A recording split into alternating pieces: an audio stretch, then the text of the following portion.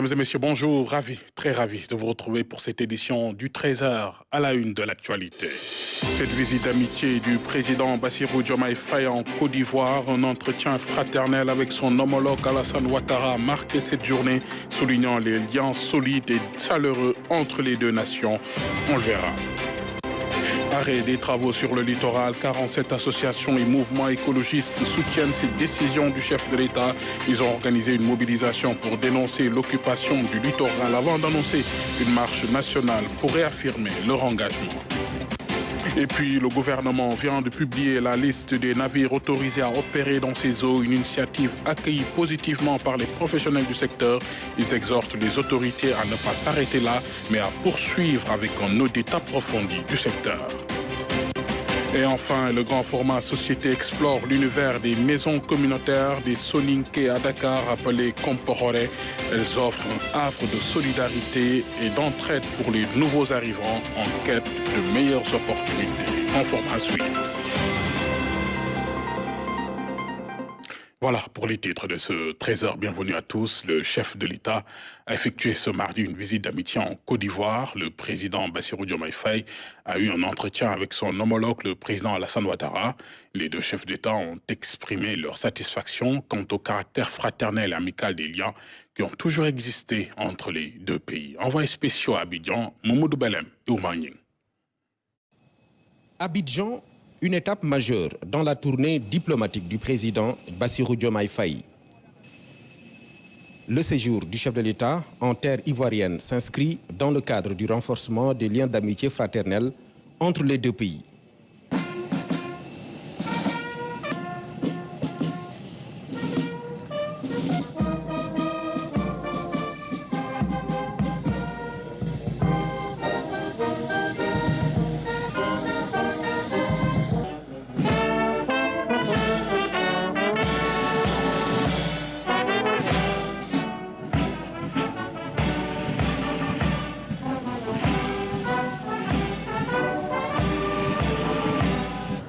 L'accueil réservé au président de la République à l'aéroport Félix Houphouët-Boigny témoigne de l'importance de cette visite pour le gouvernement et le peuple ivoirien. On tend au pavillon présidentiel pour un souhait de bienvenue et puis la sortie marquée par un accueil populaire de la communauté sénégalaise, heureuse d'accueillir le président de la République ici en Côte d'Ivoire.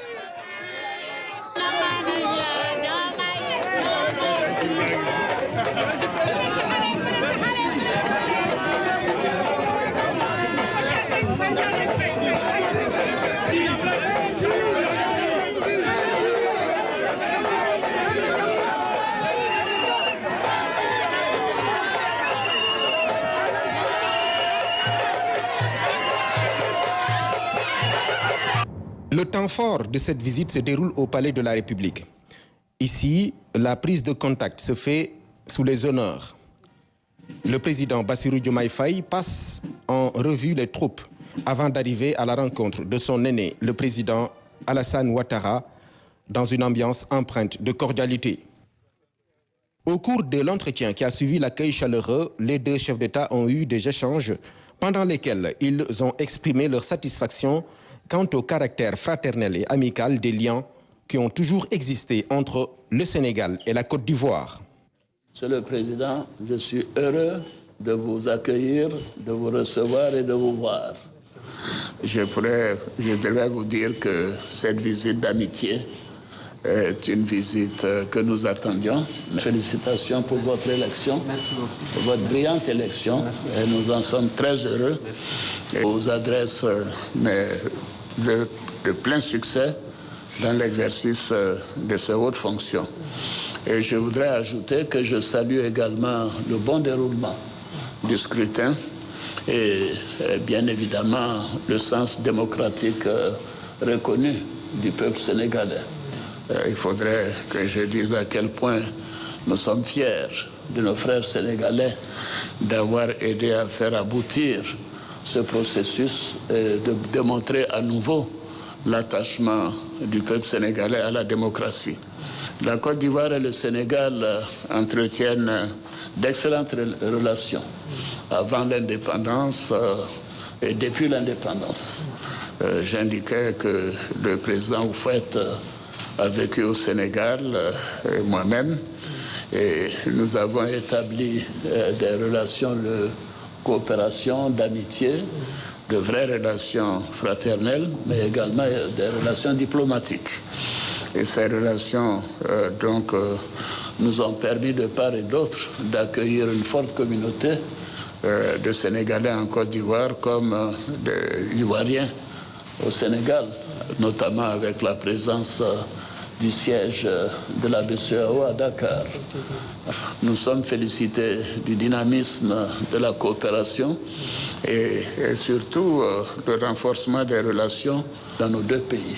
Monsieur le Président, je tiens aussi à mon tour à vous renouveler mes remerciements pour l'accueil fraternel et l'hospitalité généreuse qui ont été réservés à moi et à ma délégation.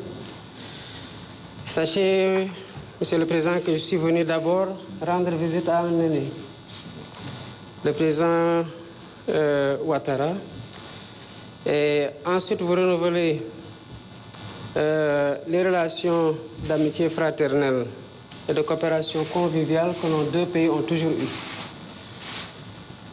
Ils les ont entretenus depuis les bases fondées par les pères fondateurs des deux républiques, qui sont des républiques sœurs.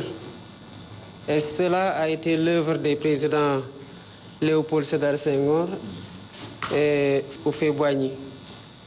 D'ailleurs, j'ai saisi cette occasion pour saluer le leadership et les efforts considérables que vous faites, que vous déployez dans le renforcement de la stabilité et de la démocratie, ainsi que de la promotion du développement en Côte d'Ivoire. Vous êtes dans le sillage de ce grand homme que je viens de mentionner, le président Félix Houphouët-Boigny. Pour matérialiser la volonté politique des deux présidents, il a été convenu de convoquer la commission mixte entre les deux pays. Les présidents Bassirou Diomaye Faye et Alassane Ouattara ont eu des vues communes sur les questions de paix, de sécurité et de développement de la sous-région. Et dans le cadre du renforcement de l'axe Dakar-Abidjan, les deux chefs d'État se sont accordés à privilégier l'exploration des domaines prioritaires comme l'exploitation des ressources pétrolières et gazières ou encore le développement des coopératives agricoles. Nous écoutons les présidents Alassane Ouattara et Bassirou Diomaye Faye au micro de nos envoyés spéciaux. Nous avons aussi souhaité que nos ministres fassent plus d'efforts pour essayer de faire croître de manière plus forte le commerce entre nos deux pays. Bon, c'est vrai qu'il y a une légère augmentation, mais je crois que ce n'est pas à la dimension du vœu de nos secteurs privés. Et je sais que nous pouvons faire plus. Nous avons beaucoup de choses à échanger et nous sommes optimistes parce que avec les découvertes qui viennent d'être faites au Sénégal dans le domaine du gaz, et en Côte d'Ivoire dans le domaine du gaz, du pétrole et de l'or, ce sont des économies qui, dans 2 ou 3 ans, auront des taux de croissance à 2 chiffres. Et cela nous permettra donc d'améliorer le quotidien de nos concitoyens dans les deux pays.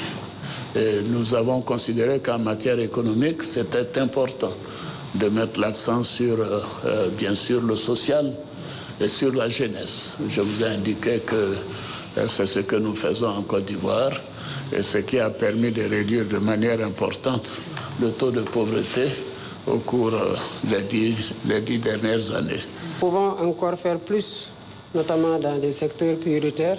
Je vous en parlais tout à l'heure dans le secteur de l'agriculture avec le développement des coopératives en Côte d'Ivoire dont nous voulons largement nous inspirer. Et dans d'autres domaines comme celui de l'élevage, de la défense, de la sécurité, de l'éducation et de l'énergie même. Vous avez mentionné les découvertes qui ont été faites au Sénégal. Il y en a d'autres aussi de votre côté. Je pense que c'est une opportunité historique pour les deux peuples, pour les deux gouvernements, de mutualiser les connaissances et les efforts et les stratégies pour tirer le meilleur profit de ces ressources, comme vous l'avez dit, qui peuvent nous valoir énormément de satisfaction sur le plan de la croissance économique.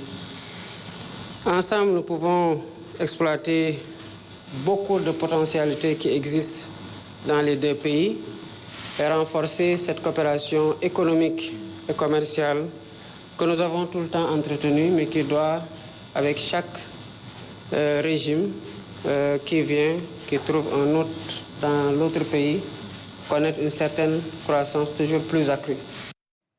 Et puis, retour à Dakar où le Premier ministre Ousmane Sonko a accueilli le ministre saoudien de l'Environnement, de l'Eau et de l'Agriculture pour discuter d'un ambitieux projet surnommé l'autoroute de l'eau. Cette rencontre marquée par des propositions de coopération élargie ouvre la voie à des nouvelles avenues de collaboration entre les deux nations. Aramda. Il est à la fois le ministre de l'Environnement, de l'eau et de l'agriculture du Royaume d'Arabie Saoudite. Une charge aussi transversale que les différents sujets abordés au cours de cette séance de travail. Autour du Premier ministre Ousmane Sonko, le Sénégal et l'Arabie Saoudite arrêtent 10 axes de coopération, partis pour être des plus emblématiques, une autoroute de l'eau. Comme vous le savez, au nord, on a de l'eau. On a besoin de l'eau peut-être dans des régions, dans des villes comme Touba. On a besoin de l'eau dans des villes comme Dakar. Peut-être créer, comme l'a fait nos amis et nos frères égyptiens et marocains, en créant l'autoroute de l'eau. Donc ça, c'est quelque chose c'est un point sur lequel nous avons parlé. Nous importons beaucoup de riz, 1,2 million de tonnes jusqu'à 1,5 million de tonnes. Nous importons du maïs, 450 000 tonnes. Nous importons du blé, entre 600 et 800 000 tonnes. Nous importons du maïs, nous importons de l'huile, nous importons du sucre et nous avons aussi les possibilités de produire tout ça là. Avec mon homologue, avec mon frère saoudien, on a parlé comment nous pouvons accompagner le secteur privé sénégalais, le secteur privé saoudien, de venir travailler ensemble pour saisir ces opportunités-là.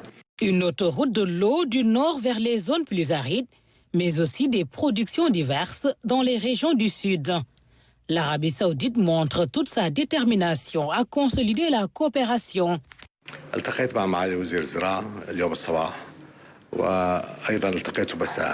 Nous avons à cœur de relever avec le Sénégal le défi de la sécurité alimentaire.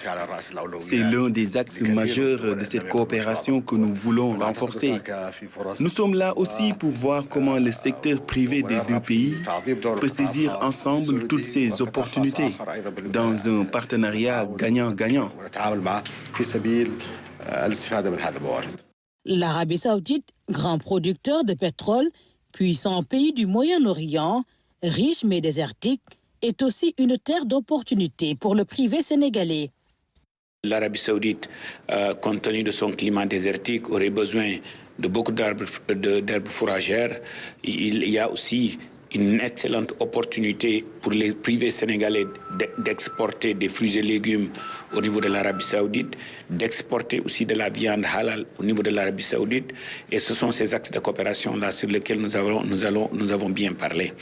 Compte tenu de leur expérience aussi dans le domaine des oil and gas, nous sommes dit aussi que peut-être on pourrait apprendre d'eux sur ces axes de coopération-là. La séance de travail présidée par le Premier ministre était élargie aux experts des deux ministères. Le ministre saoudien était en plus accompagné de l'autorité publique en charge de la sécurité alimentaire, la Société saoudienne d'investissement agricole et de production animale était aussi représentée. Parlons maintenant du lancement de l'appel à propositions multipays de la Facilité Investissement pour l'Emploi IFE, un événement auquel ont participé divers acteurs du secteur privé, initié pour stimuler l'emploi à travers 8 pays africains, dont le Sénégal. Cette initiative offre des subventions compétitives visant à cofinancer des projets à fort impact sur l'emploi. Mariam Biramba. Une opportunité de croissance en Afrique. Il s'agit là du 5e appel à proposition de projets pour les entreprises privées ainsi que les entités publiques du Sénégal et dans d'autres pays africains. Une initiative de la Facilité à investissement pour l'emploi. La facilité IFE, dont nous lançons l'appel à projet aujourd'hui, s'adresse directement aux entreprises privées, aux organisations à but non lucratif et aux partenaires publics. Elle octroie en fait des subventions pour des projets concrets qui créent des emplois. La facilité IFE soutient spécifiquement des projets qui peinent à trouver un financement adéquat sur le marché. Les projets sélectionnés sur des critères transparents devront permettre d'accéder au système de sécurité sociale. La facilité IFE soutient les projets sélectionnés avec des subventions de cofinancement allant de 650 000 à 5 millions d'euros par projet. Avec la facilité IFE, un instrument innovateur et flexible, l'Allemagne veut soutenir la réalisation des projets les plus prometteurs, innovateurs et durables. J'invite toutes les entreprises intéressées, quel que soit leur secteur d'activité, agriculture, digitalisation, textile, énergie renouvelable, à participer à ce 5e appel à proposition de projet de l'IFE. L'État du Sénégal soutient ce projet, accessible à tous les secteurs d'activité. La facilité d'investissement pour l'emploi est un nouvel instrument financier de la coopération allemande qui vient s'ajouter aux nombreuses interventions de la KfW au Sénégal. Kreditanstalt für Wiederaufbau. Nous sommes ravis de noter que le Sénégal, parmi les 4 pays bénéficiaires de ce présent appel à proposition de projet, avec le Ghana, le Maroc et le Rwanda. Les montants d'une subvention qui varient entre 650 000 à 5 millions d'euros devront permettre aux entreprises sénégalaises en croissance d'accroître leur capacité de production et de créer des emplois. La facilité investissement pour l'emploi IFE est un mécanisme d'investissement qui intervient dans 8 pays partenaires en Afrique, en vue d'appuyer la création d'emplois durables et de qualité dans le secteur privé. 30 ans après le génocide contre les Tutsis au Rwanda, le Sénégal s'est tourné vers le passé avec une conférence internationale dédiée à la mémoire et à l'analyse de cette tragédie. Organisée à Dakar, cette rencontre vise à revisiter les événements de 1994 et à renforcer la compréhension pour prévenir de futures atrocités. Seydina Lunfal. Il y a quelques semaines au Rwanda, le président Paul Kagame dirigeait la cérémonie solennelle de commémoration du génocide contre les Tutsis. Dans cette même dynamique, ici au Sénégal, une conférence internationale sur le génocide contre les Tutsis a été organisée au CESAC à Dakar. Cette conférence a un double objectif. Primo, il s'agit de rendre hommage ensemble et de préserver la mémoire des victimes du génocide emporté par le génocide. Deuxièmement, il s'agit d'observer ensemble le chemin parcouru par les Rwandais depuis 30 ans dans la reconstruction, en surmontant tous les défis qui ont été engendrés par les effets néfastes du génocide. 30 ans après le génocide qui a fait près d'1 million de morts, l'on se souvient encore à travers cette rencontre qui a réuni experts universitaires, apprenants et représentations diplomatiques.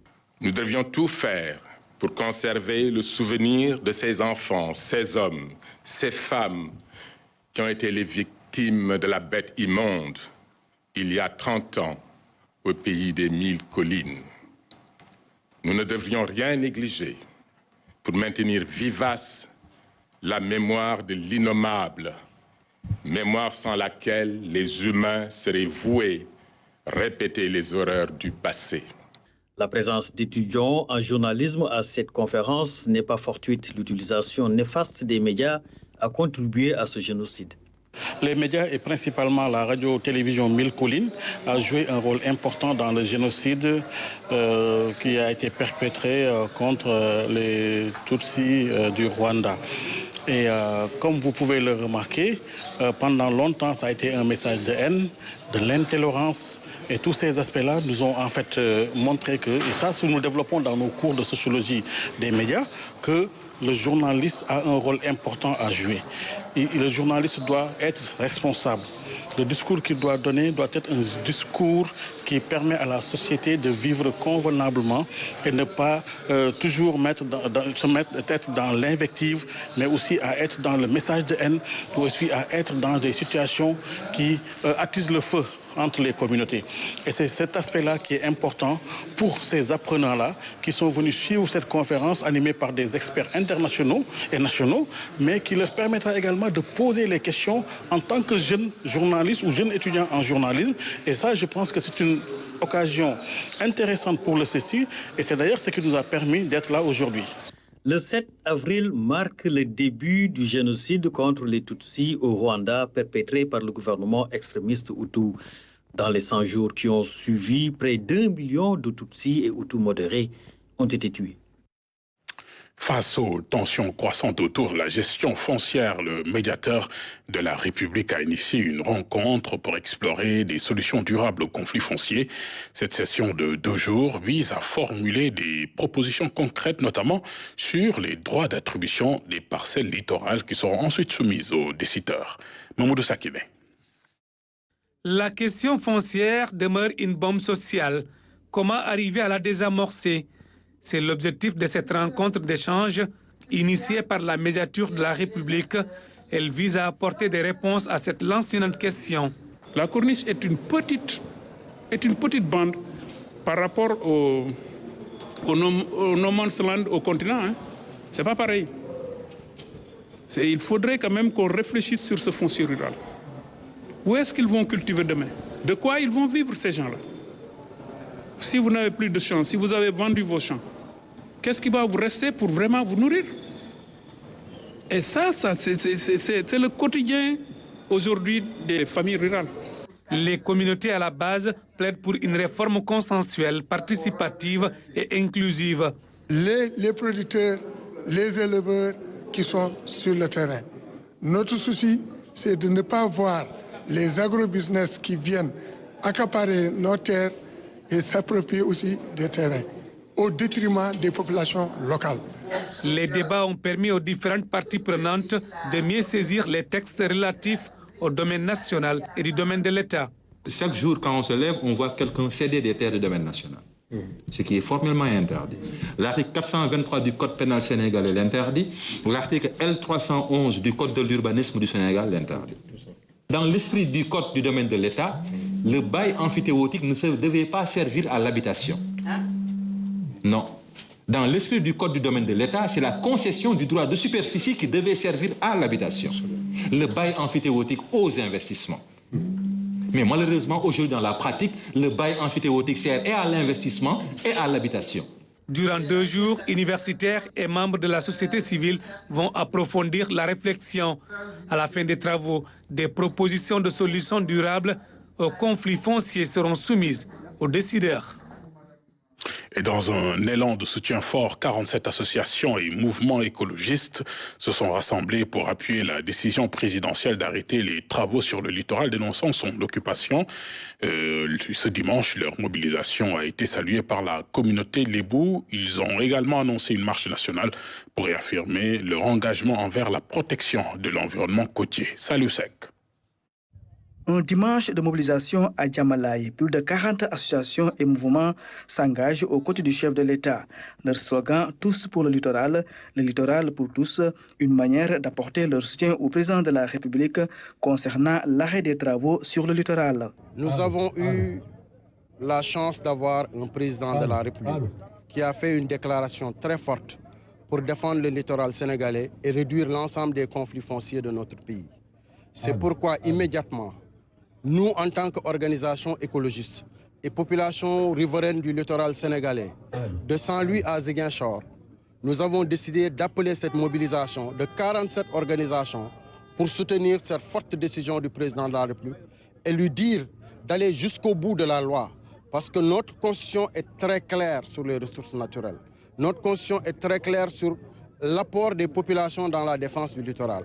Les différents codes que nous avons, le code de l'environnement, le code de la marine marchande, le code de l'urbanisme sont très clairs sur le domaine public maritime qui, comme on le dit, n'appartient à personne. Son usage est affecté à tous. Il faudrait que nous, populations, qu'on soutienne le président à veiller à ce que l'ensemble des Sénégalais, l'ensemble des Dakarois puissent profiter de ce littoral. Le choix de cette plage de Djamalaye pour tenir leur mobilisation n'est pas fortuit. Ici, nous avons des maisons qui sont construites hors du domaine public maritime. Mais dans cette zone du domaine public maritime qui était laissée en compte conformément aux dispositions réglementaires, nous avons des occupations sur le même domaine public maritime où nous voyons des immeubles de 4 étages érigés sur le domaine public maritime. Or, la loi dit que sur le domaine public, on ne doit avoir que des installations légères, démontables ou mobiles. Mais un immeuble de 4 étages, ça ne respecte pas ces dispositions réglementaires.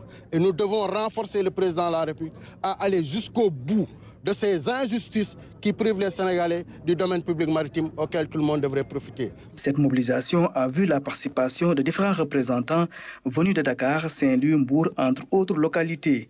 Des délégués de quartier et des notables lébou ont adhéré à cette démarche. Nous saluons Action B.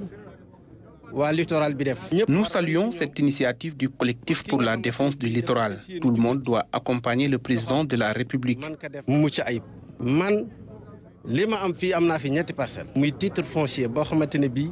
Pour cela, j'ai décidé même de renoncer à mes 3 parcelles acquises avec titre foncier sur ce site. Donc, nous savons que le président, vraiment... Toute la communauté lébou est derrière le chef de l'État pour corriger les injustices. Dans notre plan d'action, une marche nationale avec plus de 10 000 participants est annoncée pour réitérer leur adhésion à la décision du chef de l'État. Place maintenant à l'actualité de nos régions.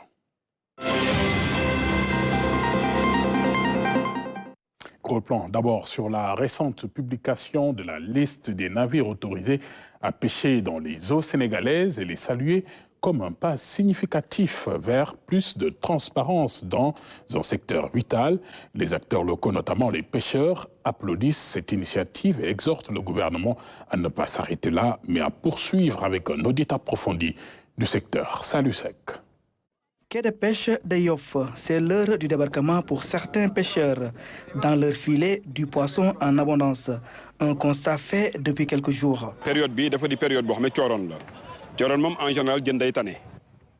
C'est une période propice pour la pêche ici à Yoff.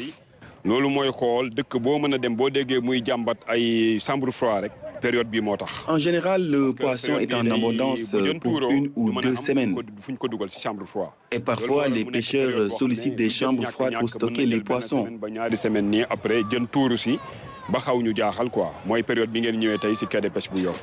À Soumbédioune, le constat est tout autre. Ces pêcheurs ont dépensé 80 000 francs pour l'achat du carburant pour se retrouver avec ces maigres ressources halieutiques.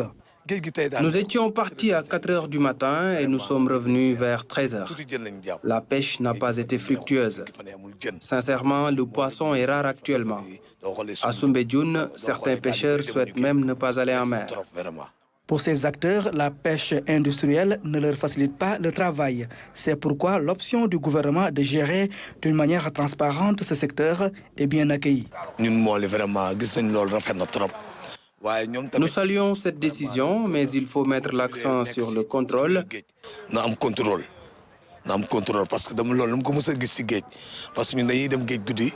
Parfois, durant la nuit, nous voyons beaucoup de navires sur les eaux sénégalaises qui font de la pêche illicite. Je demande au président Diomaye d'accentuer le contrôle.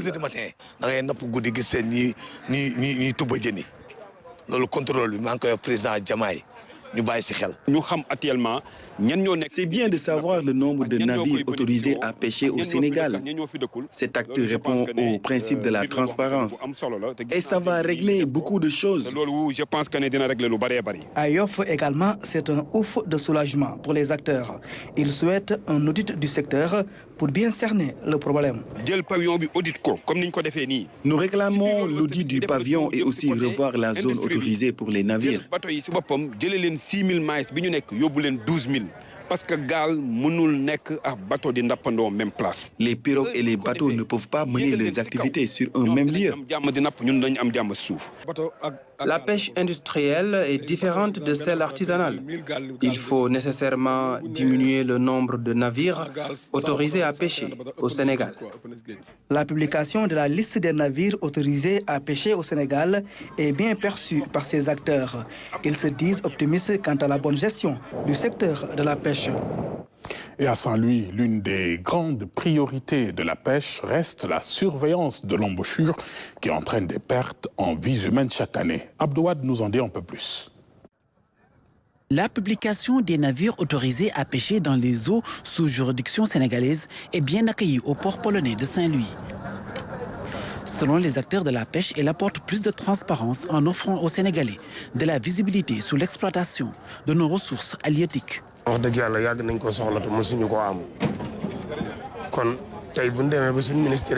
C'est important que les gens sachent ce qui se passe au niveau de la pêche.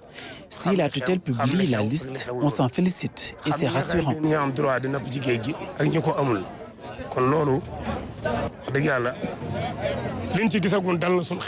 Cette publication est un pas important, mais pour les pêcheurs et les mareyeurs, les autorités doivent aller plus loin en accentuant le contrôle des actions en mer. Il faut un suivi rigoureux, sans quoi c'est peine perdue. Le Sénégal s'engage ainsi à assainir le secteur de la pêche au profit des ayants droit. Pour ce faire, certains pêcheurs conseillent à la tutelle de s'inspirer de la Mauritanie.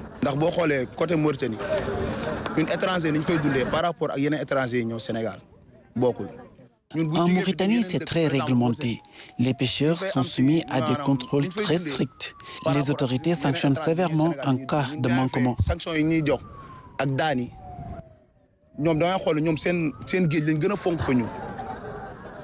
À Djamalaï, les marieuses attendent sous le soleil l'arrivée des pirogues. Elles espèrent que ces actes posés par le gouvernement auront un impact positif sur la pêche. Comme vous pouvez le constater, il y a peu de poissons ce matin. Avant, on avait l'embarras du choix, tellement il y avait de la quantité. À Saint-Louis, les pêcheurs attendent toujours une solution définitive contre la récurrence des accidents à l'embouchure. On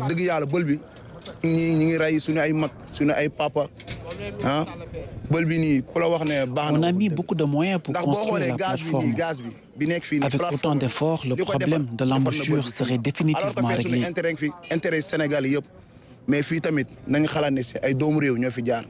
Parce que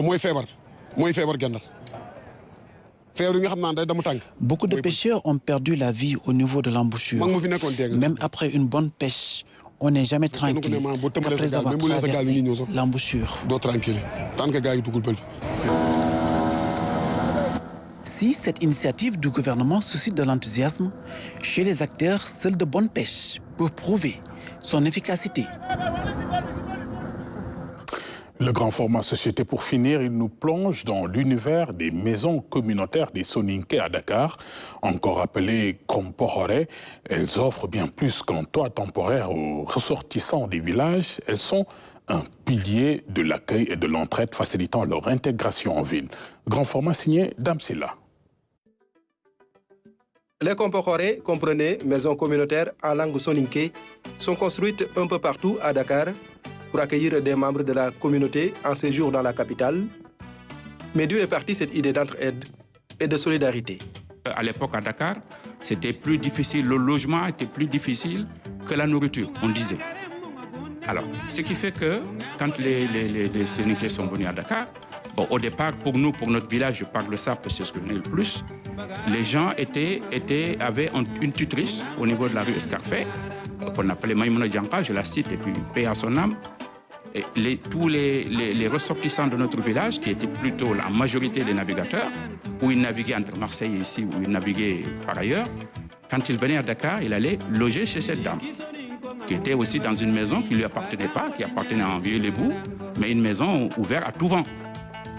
Alors, à un moment, ils ont décidé de planter une chambrette en baraque en bois, pour qu'effectivement les gens du village, quand ils viennent, ils puissent se dormir là. Au début, les Kompororé servaient de transit pour des membres de la communauté qui quittaient le village pour regagner l'Europe ou vice-versa. Aujourd'hui, elle accueille des étudiants, des ressortissants qui viennent chercher du travail. Elles servent également de cadre pour des cérémonies funéraires. Le Kompororé de Golmi, disons le foyer de Golmi, il a démarré réellement depuis 1930. Et l'objectif premier, c'était quoi? C'était permettre le transit, faciliter le transit aux immigrés, parce que les Soninké sont des grands immigrants. C'est permettre aux immigrés qui ne connaissent pas, qui n'ont pas de correspondant à Dakar, de faire un transit là-bas, sans bourse déliée, et faciliter ce transit-là. J'ai dit aussi que le deuxième élément important, c'est le rôle social que jouent les Komboré pendant les cérémonies de funérailles, pendant les réunions du village. Avant, il y avait du gâchis dans les réunions et dans les cérémonies familiales, cérémonies de deuil. Aujourd'hui, les rencontres, le fait qu'on le fasse au niveau des Komboré, ça veut dire quoi? Ça veut dire que le gâchis n'est plus permis et l'argent qui est réuni est collecté et adressé directement à la famille du défunt. Ces maisons communautaires sont réalisées grâce à des cotisations des membres de la communauté. Pratiquement tous les villages de Gandiaga et de Haïré disposent aujourd'hui d'un immeuble à Dakar pour accueillir ces ressortissants. Ça nous sert à rassembler des moyens pour nous assister mutuellement ici à Dakar, mais aussi, surtout, à assister donc, nos villages dans toutes les activités telles que la construction d'écoles, la construction de dispensaires, de mosquées, etc. Je peux dire que tout le long du Gandiaga, pratiquement tous les bureaux de poste ont été réalisés par les villageois eux-mêmes, à partir des cotisations de ce genre de maisons et aussi de la diaspora. Donc, c'est quelque chose de fondamental et qui est en tout cas une marque de la communauté soninké partout où ils sont. Ce n'est pas seulement à Dakar, mais partout où ils sont rassemblés, il y a un grand nombre. Ils essaient de se rassembler, de se regrouper, même s'il faut payer le loyer d'une maison pour que régulièrement on se voit, on se surveille mutuellement et qu'on puisse régulièrement se prendre en charge. Les personnes accueillies dans ces maisons communautaires ne paient ni la location, ni l'eau, ni l'électricité. Dans certains logements même, la nourriture est offerte. Le pensionnaire quittera les lieux que lorsqu'il dispose de meilleures conditions. En général, quand les jeunes venaient à l'époque, ils étaient à la charge de la communauté, mais dès qu'ils peuvent, dès qu'ils travaillent, ils se prennent en charge, aussi bien pour la nourriture que pour le logement. S'ils peuvent partir avec quelqu'un de la famille, ils partent avec quelqu'un pour essayer de soulager la communauté. S'ils ne peuvent pas, mais au moins ils se prennent en charge. Parce que l'intérêt déjà d'une personne, déjà, ton premier devoir, c'est de se nourrir et se loger. Quand on peut nourrir quelqu'un ou loger quelqu'un, on le fait, c'est en plus, mais au moins se prendre en charge.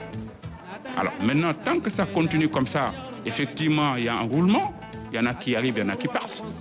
Les Komboré, un modèle d'intégration, d'entraide et de solidarité bien réussi par la communauté soninké. L'initiative a permis aux ressortissants de la communauté de vivre dans la capitale en toute quiétude, en attendant de trouver une vie meilleure pour se prendre en charge. Voilà pour ce grand format société qui met fin à cette édition. Mesdames et messieurs, merci de nous